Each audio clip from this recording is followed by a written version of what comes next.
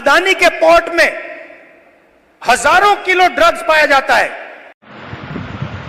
अभी आप राहुल गांधी को सुन रहे थे, जो हरियाणा के करनाल पहुंचे हुए थे और चुनावी सभा को संबोधित करते हुए मोदी सरकार, अडानी जैसे विभिन्न मुद्दों पर मोदी सरकार को राहुल गांधी ने घेरा। तो वहीं राहुल गांधी का पूरा वीडियो दिखाएंगे, पूरा भाषण भी दिखाएंगे आपको। वीडियो को अंत तक देखिएगा तभी समझ पाएंगे। नमस्कार, मेरा नाम विश्वजीत कुमार और आप देख रहे हैं walk for India news. Rahul Gandhi आज हरियाणा का करनाल पहुंचे हुए थे, जहां करनाल में आपका 26 सितंबर को चुनावी सभा को संबोधित करते हुए अडानी, अंबानी, आपके मोदी जी समेत हरियाणा के विभिन्न मुद्दों पर मोदी सरकार को घेरते हुए नजर आए। तो वहीं आज कुमारी शैलजा और भूपेंद्र हुड्डा भी साथ नजर आए।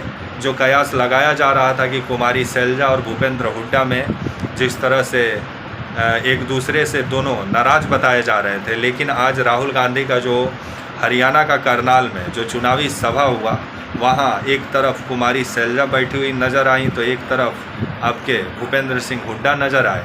तो वहीं राहुल गांधी आज करनाल की धरती से मोदी सरकार पर जमकर निशाना साधे। आइए सुनिए क्या बोले राहुल गांधी। मूड कैसा है? नहीं, सुनाई नहीं दिया मुझे। मूड कैसा है? ये देखिए, आजकल ग्लोबलाइज दुनिया है। सारे के सारे देश हवाई जहाज से, टेक्नोलॉजी से जुड़े हुए हैं। कुछ दिन पहले मैं अमेरिका गया। अमेरिका में मेरा प्रोग्राम टेक्सास में था और किसी ने मुझे कहा कि टेक्सास में हरियाणा के युवाओं से मुझे मिलना चाहिए। पता नहीं आपने वीडियो देखा, नहीं देखा? देखा। मैं आज आपसे उस वीडियो के बारे में बोलना चाहता हूं, क्योंकि अगर आज आप हरियाणा को समझना चाहते हो तो जो भी समझना है उस वीडियो के अंदर है। सबसे पहले जब मुझे बताया गया कि हरियाणा से हजारों लोग, 15-20 हजार लोग अमेरिका गए हैं, मैं हैरान हुआ। हरियाणा से इतने लोग अमेरिका क्यों जा रहे हैं, मेरे दिमाग में सवाल उठा। और फिर मैं डैलस में आपके भाइयों से एक छोटे से घर में जाके मिला। मैं आपको बताना चाहता हूं, आपके भाई डैलस में एक कमरे में 15-20 लोग सोते हैं। मैंने उनसे पूछा, आप अमेरिका कैसे आए?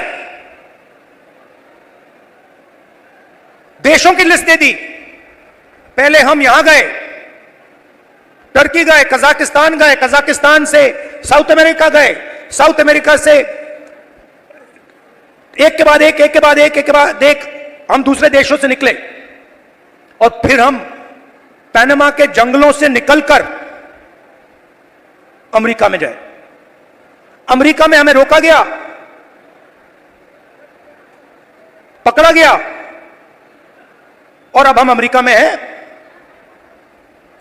रास्ते की कहानी बताई राहुल जी। रास्ते पे माफिया के लोगों ने एक बार नहीं, अनेक बार हम सबको लूटा। हम समुद्र में से निकले, जंगलों में से निकले, पहाड़ों में से निकले। हमारे भाइयों को मरते हुए हमने देखा है, जंगल में मरते हुए देखा है, गिरकर मरते हुए देखा है, अपनी आंखों से देखा है। फिर मैंने सवाल पूछा, मैंने कहा कि भैया ये जो आपने सफर किया है, आप अमीर लोग तो नहीं हो, इस सफर के लिए, प्लेन टिकट के लिए, नाव के लिए, गाड़ी के लिए आपने कितना पैसा दिया? अमेरिका में घुसने के लिए आपने कितना पैसा दिया? राहुल जी, कम से कम 35 लाख रुपए अमेरिका में जाने के लगते हैं। फिर मैंने सवाल पूछा, भाई एक बात बताओ, आप 35 लाख रुपए ब्याज लिए हो या आपने अपना खेत बेचा? आधों ने कहा कि भैया हमने अपना खेत बेचा, दूसरों ने कहा हम ब्याज लिए। मैंने कहा किस रेट पे ब्याज लियो? कहते हैं 2% प्रति महीना। फिर मैंने पूछा भैया एक बात समझाओ, आपने 30 लाख, 35 लाख, 50 लाख कर्जा लिया है, आप अमेरिका जा रहे हो, 50 लाख रुपए से तो आप हरियाणा में ही बिजनेस चला लोगे। जैसे मैंने ये बात बोली हंसने लग गए, कहते राहुल जी क्या बोल रहे हो आप? 50 लाख रुपए से हरियाणा में बिजनेस नहीं चालू हो सकता है। अगर हमने 50 लाख रुपए, ये 50 लाख रुपए हरियाणा में बिजनेस चालू करने के लिए लगा दिए होते तो हमारा बिजनेस फेल हो जाता। किसी ने मुझे यह भी कहा कि राहुल जी मैंने ट्राई किया, फेल हो गया। बेरोजगारी है, महंगाई है। और जब उन्होंने मुझे बोला, मुझे दुख हुआ। उन्होंने बोला राहुल जी हरियाणा में हमारे जैसे लोगों के लिए अब कुछ नहीं बचा है। अगर एक युवा गरीब है, अरबपति का बेटा नहीं है, तो ना उसे बैंक लोन मिल सकता है, ना वो बिजनेस चालू कर सकता है, ना वो पब्लिक सेक्टर में जॉब पा सकता है, ना वो आर्मी में जा सकता है। एक के बाद एक, एक के बाद एक, एक के बाद एक, एक के बाद एक सारे दरवाजे आपके बंद कर दिए गए हैं।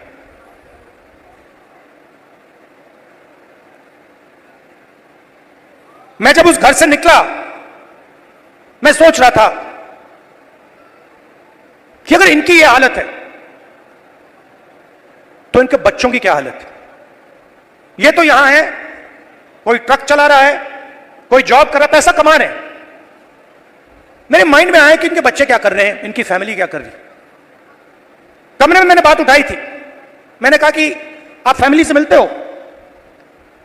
नहीं राहुल जी, हम 10 साल के लिए अपने बच्चों से नहीं मिल पाएंगे, अपने परिवार से नहीं मिल पाएंगे, हमारे माता पिता मर जाएंगे मगर हम वापस नहीं जा पाएंगे। और फिर एक व्यक्ति ने मुझे कहा राहुल जी एक काम कीजिए, जब आप वापस हिंदुस्तान जाएंगे तो आप 5 मिनट के लिए हमारे परिवारों से मिल लीजिए और उनको कह दीजिए कि हम ठीक हैं, हम सलामत हैं। मैंने उनसे कहा कि भाई बताओ आपके पास तो मोबाइल फोन तो होगा, वीडियो कॉल करते होगे, तो उनको तो मालूम होगा। वो मुझे कहते हैं नहीं राहुल जी, वो मानते नहीं है। हम वीडियो फोन पे कॉल करते हैं और हमारे बच्चे मानते नहीं है कि हम ठीक हैं। अजीब सी बात है। फिर मैं करनाल गया सुबह 4 बजे, कि मैं चाहता था कि मीडिया वाले ना पकड़ लें, मुझे तंग करते हैं। मैंने इनको मित्रों कहा, मतलब ये हैं अदानी के मित्र, अंबानी के मित्र। तो मैं गया 4 बजे सुबह, वहां बैठ गए, बातचीत शुरू। एक मेंबर परिवार का यूएस में वीडियो कॉल चल रहा है, 6-7 लोग उस साइड डैलस में बैठे हैं, 20-25 लोग परिवार यहां बैठे हैं। मैं सोच रहा हूं ये हो क्या रहा है। और फिर छोटा सा बच्चा दौड़ता हुआ वो कंप्यूटर के पास जाता है, कंप्यूटर को ऐसे पकड़ता है और इतनी जोरों से चीखता है कि मैंने मतलब शायद अपनी लाइफ में ये चीख नहीं सुनी। कांपता हुआ चीखता है, पापा पापा पापा वापस आओ। और पिता कुछ नहीं कह पाता है।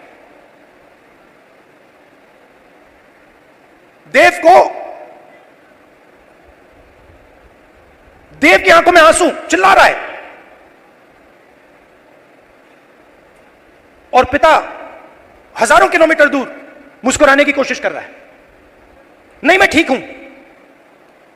किसी ने कहा बच्चा इमोशनल हो गया।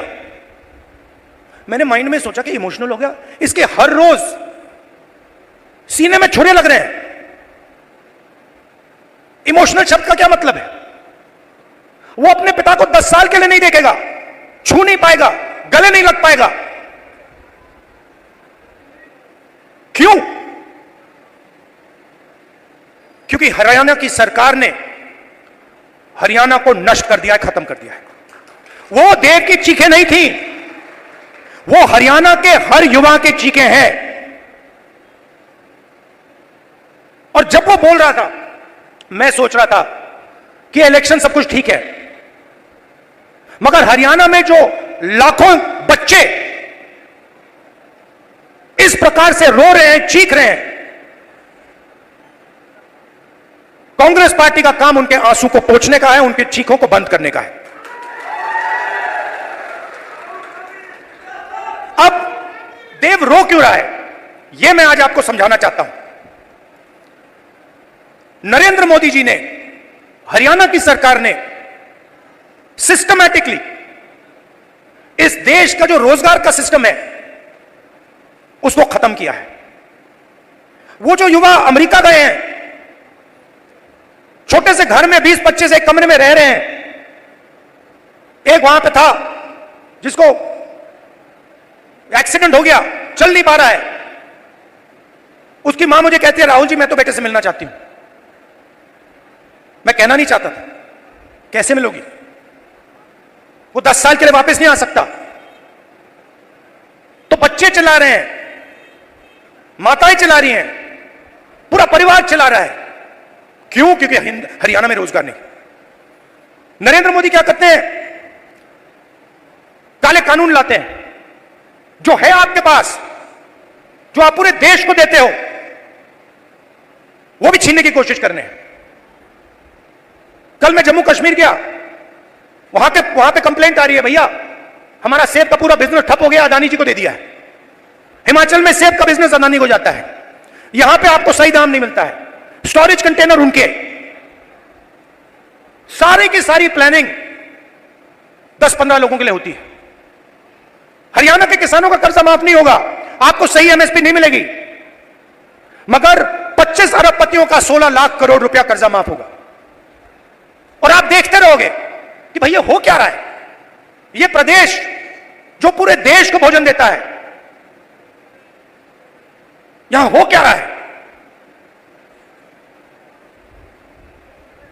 हरियाणा में ड्रग प्रॉब्लम है।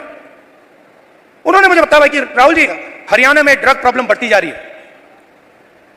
गुजरात में अदानी के पोर्ट में हजारों किलो ड्रग्स पाया जाता है। आपने देखा 3000 किलो हेरोइन उनके पोर्ट में पाया जाता है। किसी को सजा हुई? मीडिया में लिखा? एक शब्द नहीं। एयरपोर्ट उनको चले जाते हैं, पोर्ट्स उनको चले जाते हैं, मोबाइल फोन चलाओ जेब से पैसा उनको जाता है, सड़कों पे चलो जेब से पैसा उनको जाता है, हवाई जहाज में जाओ खरीदो, सारा का सारा उनके हाथ में। आपके लिए क्या? गलत जीएसटी, नोटबंदी। क्यों? क्योंकि छोटे व्यापारियों को, स्मॉल मीडियम साइज बिजनेसेस की हत्या करनी है, खत्म करना है। क्यों? क्योंकि 10-15 लोग चाइना का माल हिंदुस्तान में बेचना चाहते हैं, बनाना नहीं चाहते। जो आप काम करते हो, जो छोटे बिजनेस वाले करते हैं, हाथ से बनाते हैं, वो नहीं करना चाहते। जो हिंदुस्तान में बनाता है उसको खत्म करना चाहते हैं, और चाइना का माल हिंदुस्तान में बेचना चाहते हैं। लिस्ट निकालिए कंपनियों की, चाइनीज कंपनियों की लिस्ट निकालिए और देखिए उनका हिंदुस्तान में पार्टनर कौन है। चाइना के युवा को फायदा मिल रहा है, चाइना की सरकार को फायदा मिल रहा है, अरबपतियों को यहां फायदा मिल रहा है। नरेंद्र मोदी जी की मार्केटिंग हो रही है, और देव चिल्ला रहा है, चीख रहा है, मेरे पापा को वापस लाओ, मुझे अपने पापा चाहिए। मैं सोच रहा था जब मैं घर जाऊंगा मैं देव के लिए थोड़े खिलौने भेजूंगा। फिर मैंने सोचा क्या मतलब, खिलौने से क्या होगा, फुटबॉल से क्या होगा, क्रिकेट बैट से क्या होगा, वो तो अपना पापा चाहता है। तो ये हरियाणा की हालत है, और ये हम बदलना चाहते हैं।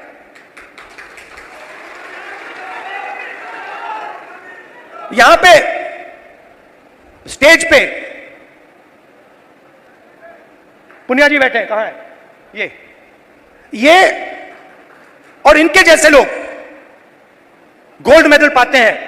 मैं इनके जिम में गया, ये 24 घंटा लगे रहते हैं, 24 घंटा। क्यों? गोल्ड मेडल चाहिए। क्यों? हरियाणा का नाम रोशन करना, हिंदुस्तान का नाम रोशन करना। पूरी दुनिया में हम चाहते हैं कि हरियाणा का नाम जाए, हिंदुस्तान का नाम जाए। गोल्ड मेडल हम अपने लिए नहीं लेते हैं, गोल्ड मेडल हम हिंदुस्तान के लिए लेते हैं। इन्होंने कहा मुझे, इसने कहा, वो भी 4 बजे सुबह। इनका क्या किया? सारे के सारे एथलीट्स को खत्म कर दिया। इनके बहनों का सेक्सुअल हैरेसमेंट हो रहा है और जो कर रहा है उसकी रक्षा चल रही है। 24 घंटे टीवी पे देखो, वो रो रही है, कोई फर्क नहीं पड़ता, बीजेपी का आदमी है। चिल्लाओ जितना चिल्लाना है, देश के साथ चिल्लाओ, 24 घंटा चिल्लाओ, हमें कोई फर्क नहीं पड़ता, मर जाओ। ऐसा हरियाणा हमें नहीं चाहिए।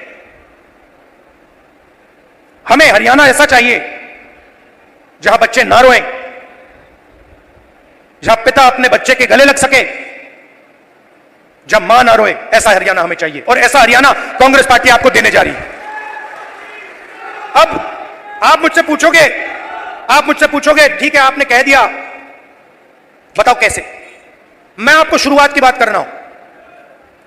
पहला कदम, महिला शक्ति, 2000 रुपए हर महीने महिलाओं को और 500 रुपए का गैस सिलेंडर।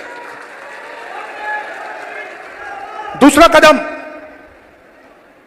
जो 2 लाख वैकेंसीज सरकार में आज खाली पड़ी है युवाओं के लिए, हम वो भर के आपको दे देंगे।